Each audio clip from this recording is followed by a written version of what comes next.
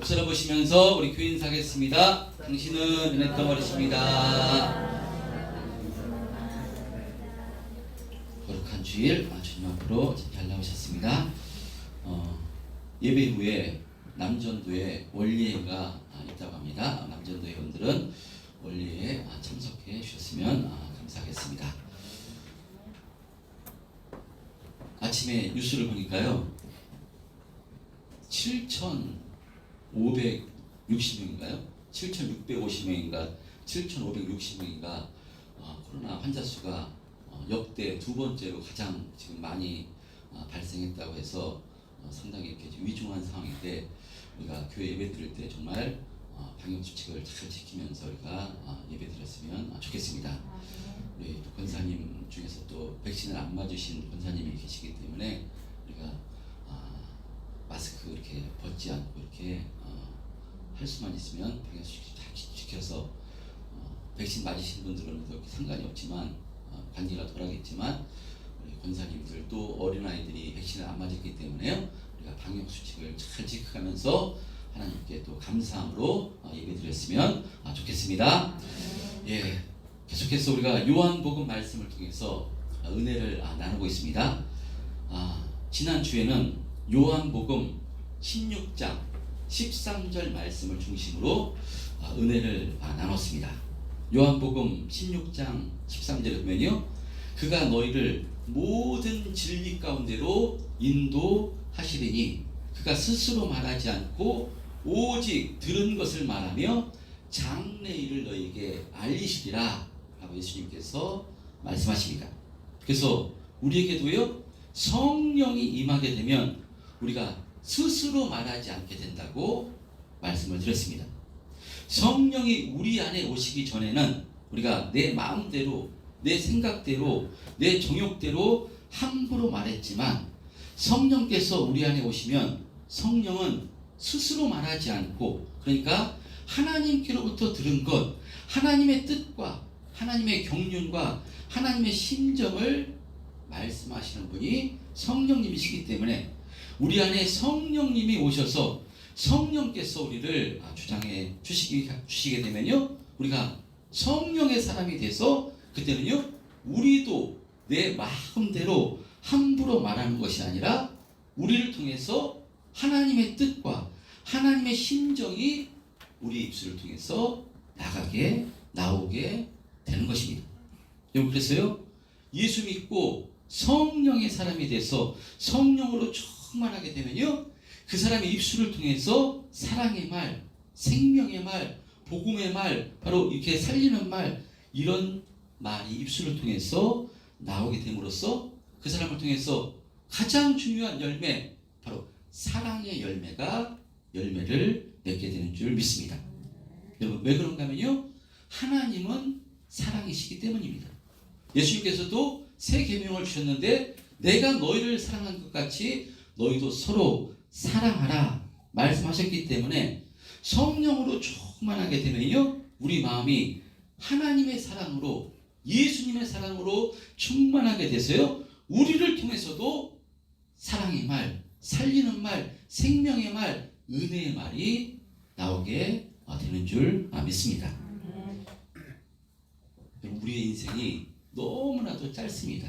야고보 사도가 우리의 인생이 잠깐 보이다가 사라지는 안개와 같다라고 말씀하는 이 내용이 정말 실감이 됩니다. 올 한 해 2022년도가 시작됐는데요, 벌써 네 번째 주일을 맞이하고요, 다음 주일은 이제 구정 연휴와 함께 2월달이 시작됩니다. 한 달도 너무나 짧고요, 1년도 너무나 짧고요, 10년도 정말 금방입니다. 우리 인생 안개와 같이요, 너무나도 짧은 것이 우리의 인생입니다. 여러분, 이렇게 짧은 우리의 인생 가운데 이 아까운 시간에 누구를 미워하고 정죄하고 판단하고 비판하며 산다는 것은요, 정말 어리석은 인생을 사는 것입니다.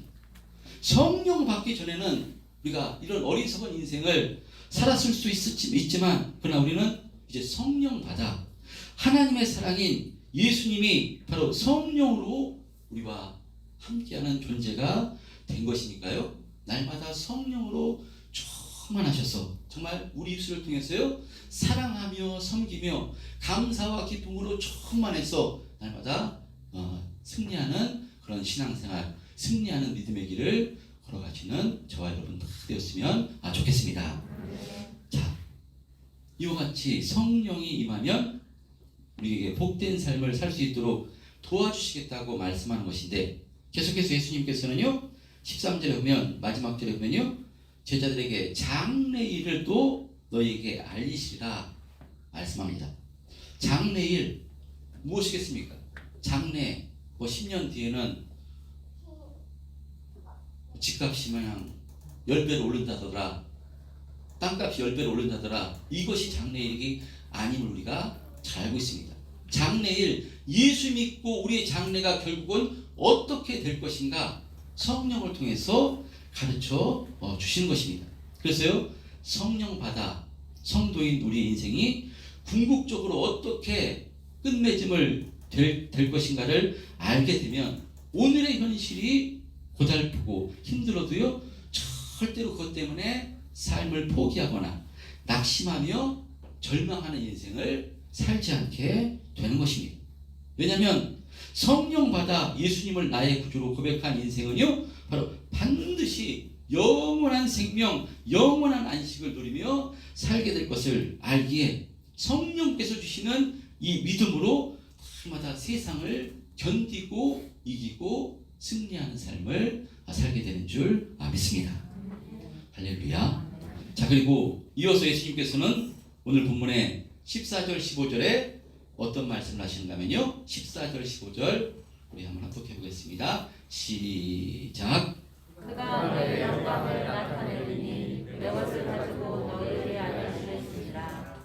무릇 아버지께 있는 것은 다 아버지라. 그러므로 내가 말하기를 그가 너의 것을 가지고 너희에게 알려주시리라 하였노라. 예, 성령이 임하시면 하나님 아버지께 있는 것은 모두 다 예수님의 것임을 알게 된다는 것입니다.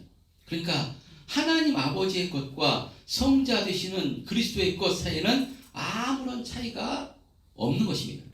성령님께서는 모든 것이 하나님의 것인 동시에 모든 것이 예수님의 것임을 알려주시기 위해서 이 땅에 오신 것입니다. 그러므로 성령이 충만한 사람은요 예수님이 곧 하나님이심을 알게 됩니다. 예수님이 곧 하나님이심을 알게 됩니다. 그런데 성령 받기 전에 제자들은 이것을 몰랐습니다. 그래서요 빌립도, 예수님의 제자도 빌립도요 뭐라고 얘기하는가 하면, 주여 아버지를 우리에게 보여주옵소서, 그리하면 족하겠나이다 라고 하나님을 보여달라고 이렇게 말합니다.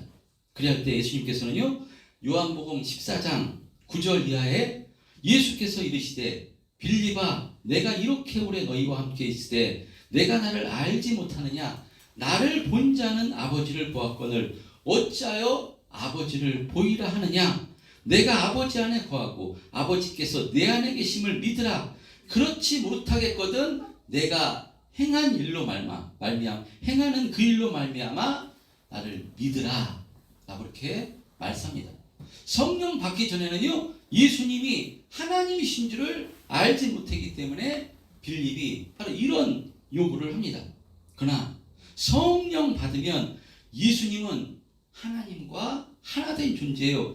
태초부터 현재까지 성부와 성자와 성령은 삼위일체로서 함께 계셨고 지금도 함께 계시는 것을 알게 되는 것입니다. 이것이 참 말로는 설명하기 어려운데 성령 받으면 이것이 믿어진다는 것입니다. 그래서요 기록된 성경을 통해서 천지를 창조하신 분이 하나님이시기에 모든 세계가 하나님의 것인 동시에 예수님의 것이요, 모든 만물을 주장하시는 분이 하나님이신 동시에 예수님께서 모든 만물을 주장하심을 바로 알게 되는 것입니다. 그래서요 성령이 우리 가운데 오시면 하나님의 것이요 예수님의 것인 이 천지 만물을 통해서 하나님의 살아계심과 하나님의 영광을 우리가 나타내 알게 되는 것입니다. 그래서 은혜 받아서 성령으로 충만하면요, 어떤 은혜가 주어지는가 하면요, 은혜 받으면 길가에 핀 작은 꽃들만 봐도요 그렇게 아름다워 보이고, 이게 하나님께서 전부 다 만드신 것이구나, 너무나도 아름다워서 하나님께 영광을 올리게 되고요, 하늘을 쳐다보면 하늘의 구름과 별과 달과 이런 천지 만물을 바라볼 때 하나님께서 모든 것을 창조하셨음을 알아 정말 하나님께 영광을 올리는 그런 역사가, 은혜 받으면, 성령 받으면 이런 역사가 주어지는 줄 믿습니다. 여러분, 그래서요 저는 우리 성도님들이 가족들끼리 시간을 내서 여행을 자주 이렇게 다니시는 것도 아주 좋다고 생각합니다. 할 수만 있으면 해외여행도 한번 계획해서 다녀오시길 바랍니다. 지금은 이 코로나 상황이라서 우리가 그럴 수 없는 환경이지만, 그래도 이 자녀들과 함께 이 환경을 보며, 자연을 보며 하나님께서 지으신 모든 만물을 실제로 많이 경험하셨으면 좋겠습니다. 그럴 때 우리의 신앙도 더 풍성해지리라 믿습니다.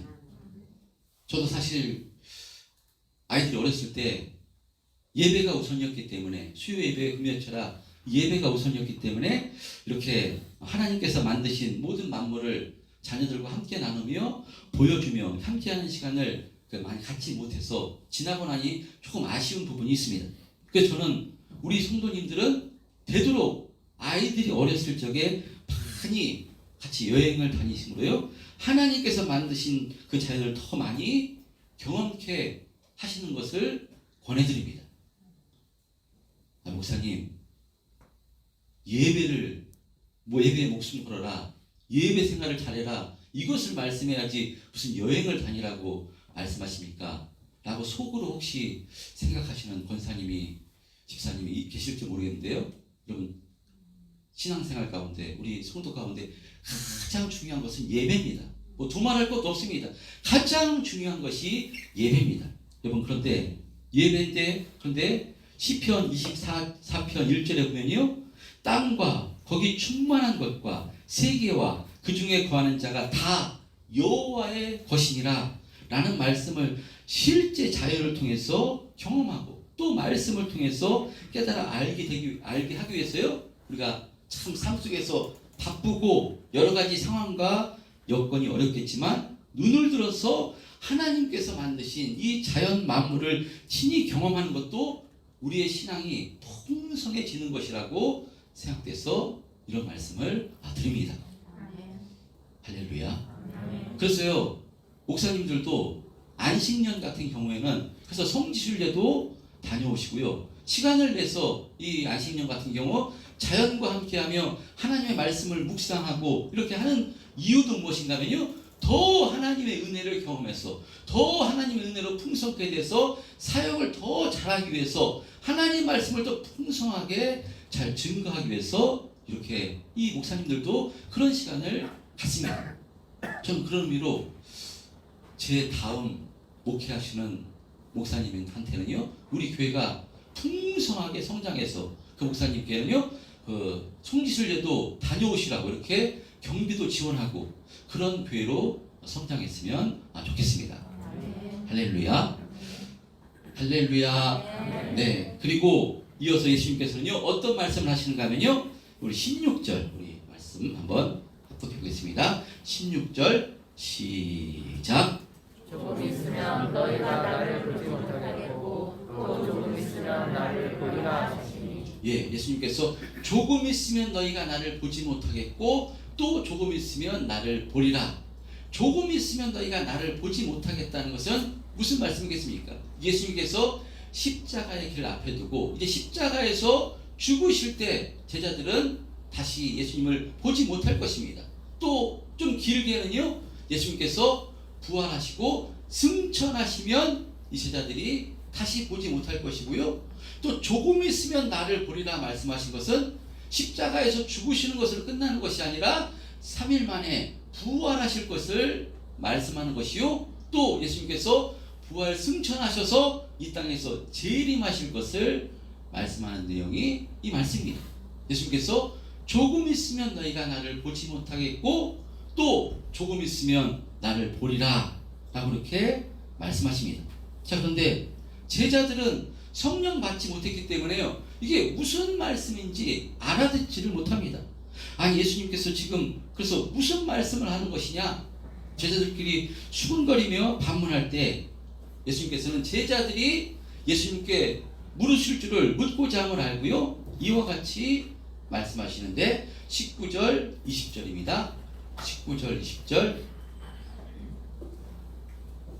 오늘 본문 19절 20절 우리 한번 합독해 보겠습니다. 성경 보시고요. 예수께서 그 묻고자 함을 하시고 이르시되 내 말이 조금 있으면 나를 보지 못하겠고 또 조금 있으면 나를 보리라 하므로 서로 문의하느냐. 내가 진실로 진실로 너희에게 이르노니 너희는 복하고 애통하겠으나 세상은 기뻐하리라. 너희는 근심하겠으나 너의 근심이 도리어 기쁨이 되리라. 예, 아멘.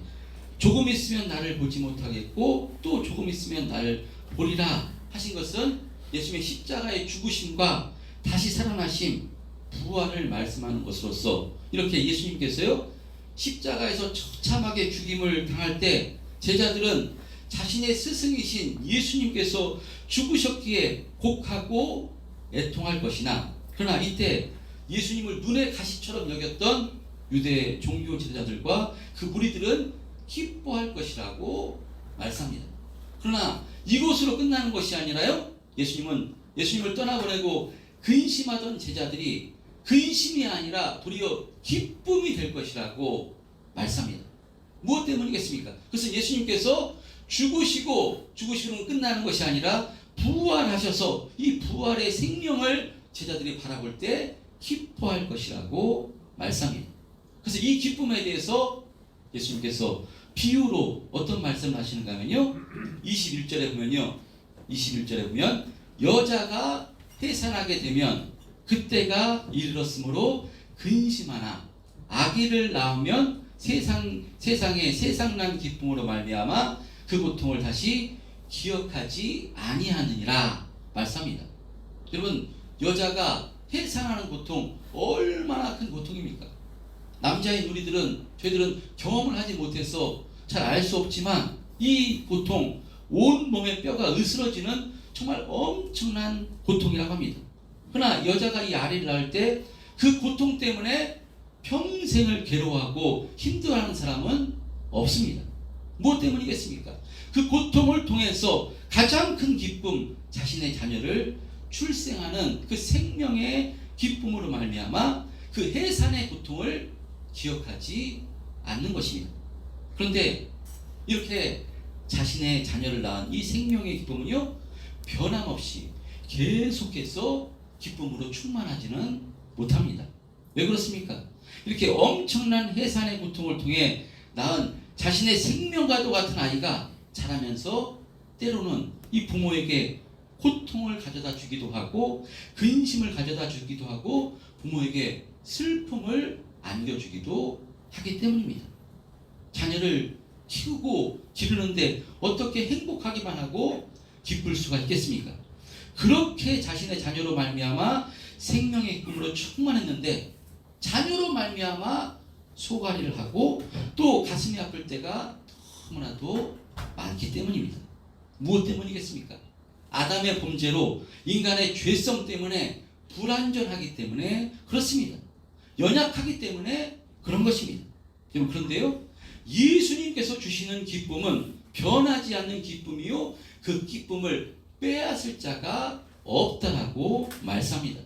22절에 보면요, 지금은 너희가 근심하나 내가 다시 너희를 보리니 너의 마음이 기쁠 것이요 너의 기쁨을 빼앗을 자가 없을 것이다 라고 말씀합니다.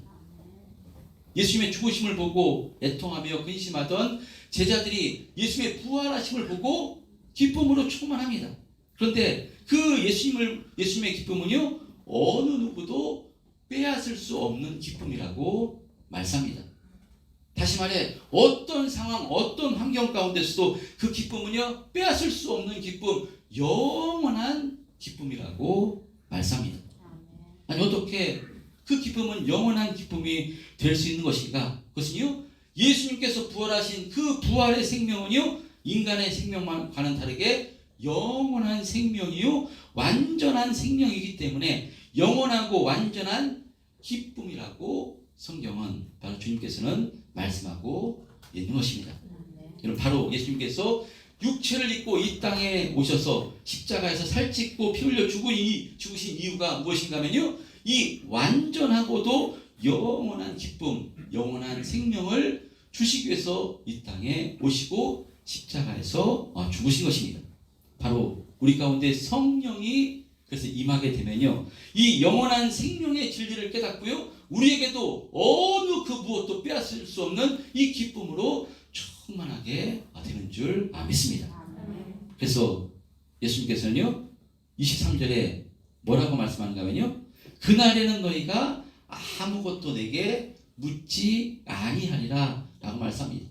그날 언제겠습니까? 성령 받게 되면, 성령으로 충만하게 되면요, 보혜사 성령님이 오셔서 모든 진리를 깨달아 알게 해 도와주시기 때문에 그날에는 다시 예수님께 묻지 않게 된다는 것입니다. 지금 예수님께서는 제자들에게 조금 있으면 나를 보지 못하겠고 또 조금 있으면 나를 보리라 말씀하셨어도요, 이게 무슨 말씀인가 알아듣는 자가 없습니다. 서로 수근수근 문의하다가 예수님께 묻고자 했습니다. 그냥 알 수가 없기 때문에, 이 성령으로 아니고는 예수님의 뜻을 알 수가 없기 때문에 바로 물을 수밖에 없었던 것인데, 그러나 성령이 이 제자들에게 임하게 되면요, 바로 예수님께서 말씀하신 이 말씀이 무슨 뜻인가 알게 되는 것이고요, 예수님께서 육체를 입고 하나님의 아들인 예수님께서 이 땅에 오신 목적이 무엇인가 모든 생명의 진리를 깨달아 알게 되기 때문에요, 그때는 예수님께 묻는 자가 없을 것이라고 말씀합니다. 우리도 마찬가지입니다.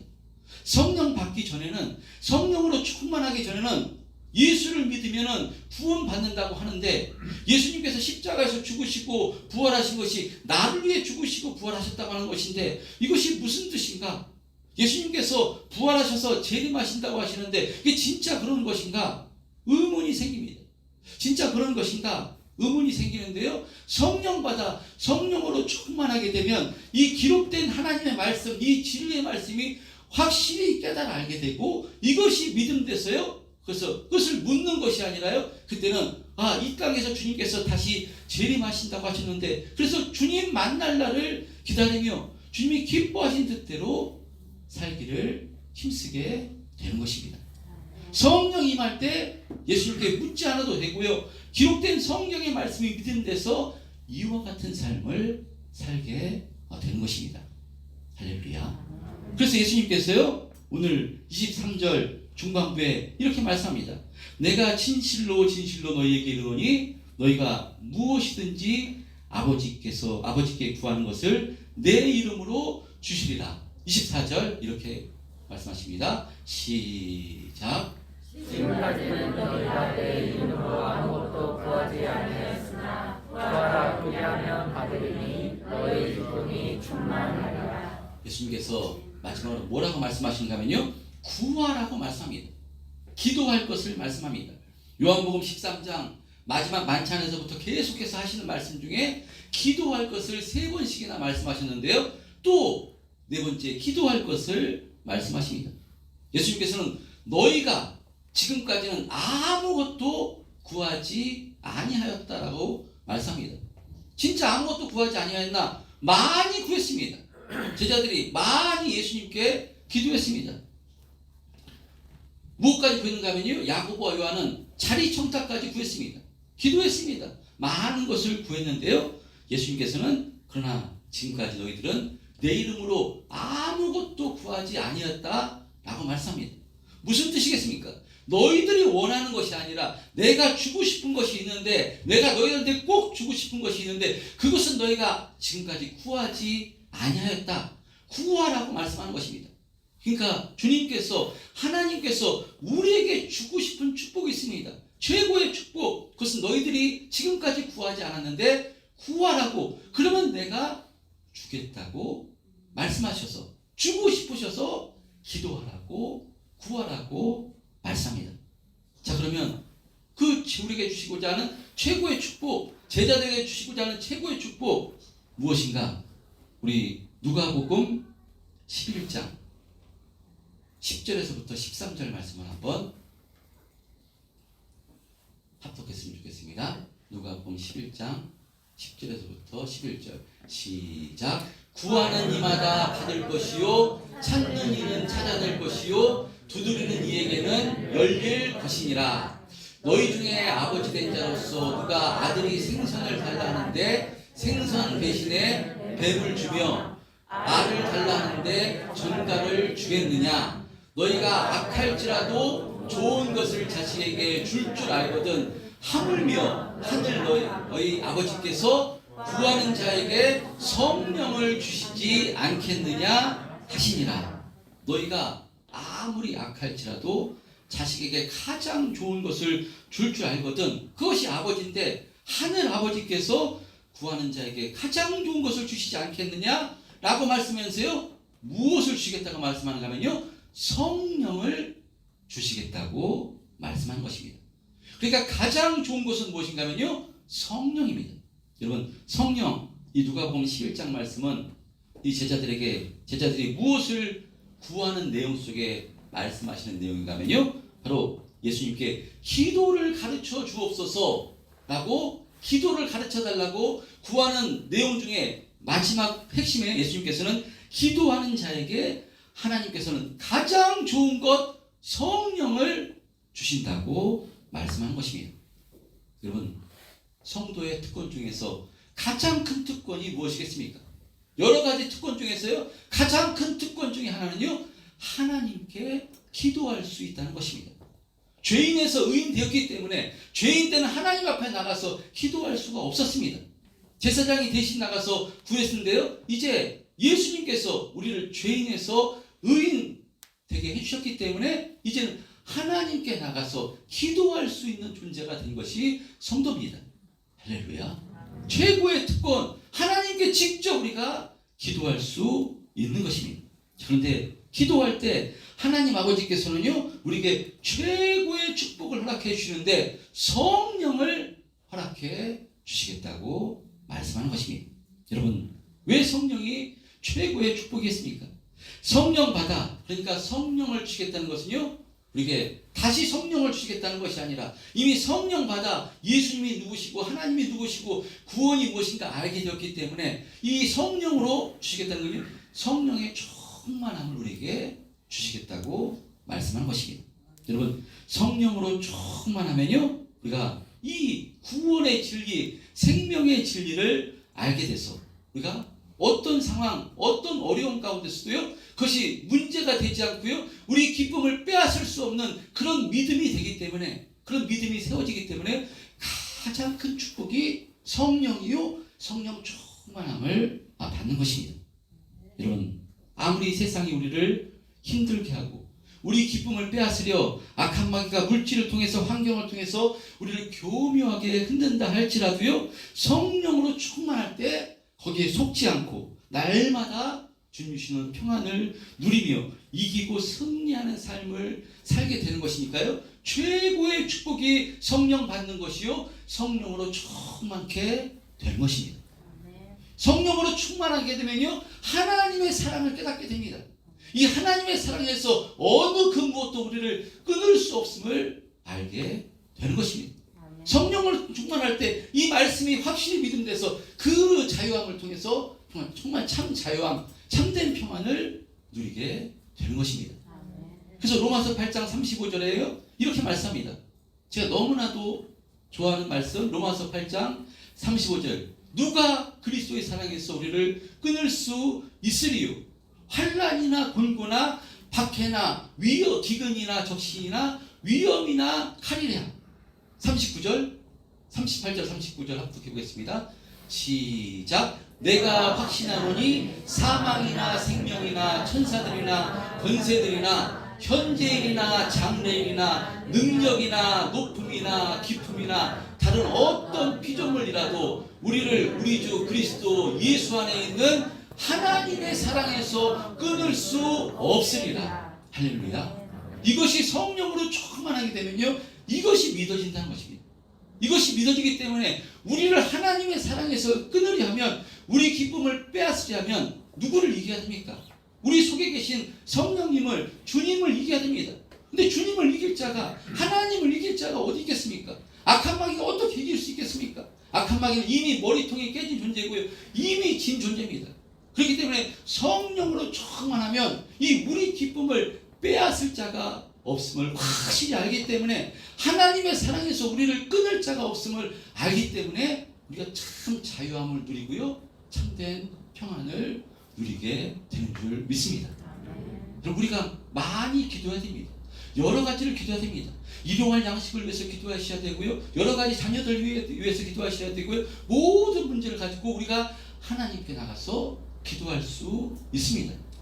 근데 그 문제를 해결해 주면, 응답받으면 그 문제가 해결될 수 있는 것이지만요, 때론 그 문제가 해결되지 않는다 할지라도 우리가 성령으로 충만하면 하나님께서 우리 아버지 되시고 하나님의 사랑이 우리를 강권하시는 줄 알고 있기 때문에 그 문제가 아니고 그 문제에 절대로 흔들리지 않는 삶을 살 수가 있기 때문에요, 최고의 축복은 성령 받는 것이요, 성령으로 충만케 되는 것입니다.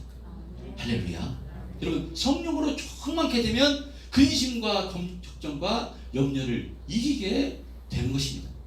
우리 인생길 근심되고 염려되는 것이 어디 한둘이겠습니까?